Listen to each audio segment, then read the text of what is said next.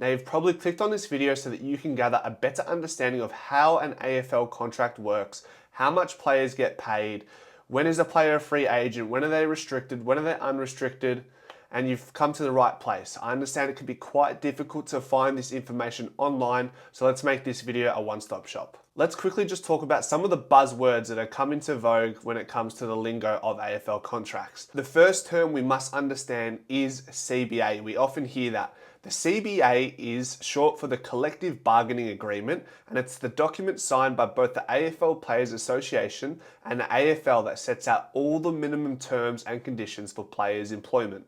The next term is TPP, which is short for Total Player Payments. AFL Total Player Payments means that the amount from time to time determined by the AFL Commission in accordance with the terms of this agreement as the maximum aggregate amount.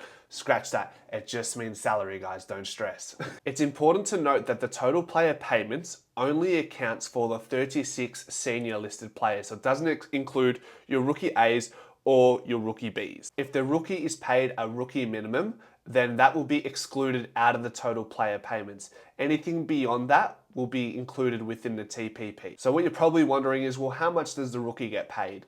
In 2023, we saw rookies paid a base payment of $90,000 plus a senior match payment of each game up to $4,000 and incentives for playing X amount of games throughout the year. In 2025, we'll see the rookie base payment increase from 90K to 100K all the way up to 105K by 2027. Now you might wonder, how long can an AFL player stay on a rookie list for?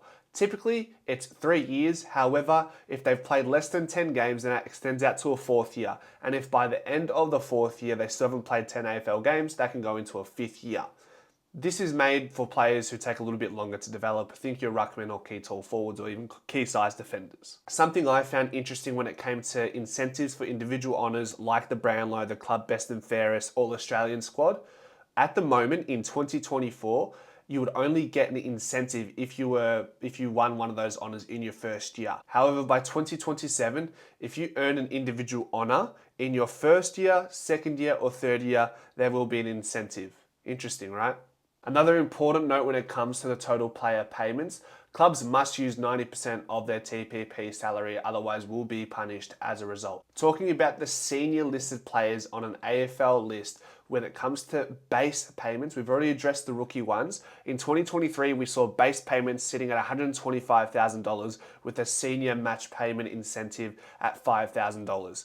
By 2027, we'll see that increase to 155K, and with the incentives remaining the same for match payments. The other portion of total player payments is draftee contracts, and there's quite a number of variables when we talk about draftee contracts. We look at what pick they're taken at here, seen on this graph, and also how many games they get. And then there's also an element that comes into it when you enter your second year in the AFL as a draftee. So you can see on the graph, there's a number of different subcategories, sub-rankings or sub-tiers as to how much you earn based on your pick and match bonuses. So it does get a bit convoluted, so if you want to look into that a little bit more, feel free to pause at that. But that makes up the picture of primary listed players for the senior list, category A list, category B list, as well as the draftees. In 2023, the total player payments limit was standing at over $15 million.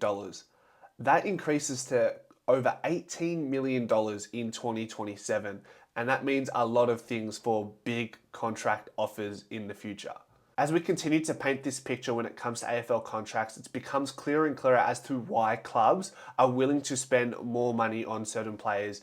Like when we talk about Harry Perriman when he moved to Collingwood as an unrestricted free agent, typically you do pay overs because there's no trade-off between the two clubs when it comes to picks. So Harry Perriman has that upper hand coming to Collingwood as an unrestricted free agent, asking for X amount because they know that Collingwood didn't have to give up anything on the trade table picks-wise. With that projected 20% increase from 2023 to 2027, we should expect 2 to 3 players at each club earning a surplus of $1 million per year. Meanwhile, it also continues to accommodate the most common pay profile between $300,000 and $600,000 in 2023, where 40% of the players sat in that bracket. Now, if we want to talk contract offers, it's important to understand how free agency works. And we can really dumb it down, and it's what we're going to do because it's not worth going into all the troubles of understanding every fine detail when it comes to free agency. But put it this way, if a player has represented a club for 8 years or less, think Reef McInnes or Finlay McRae,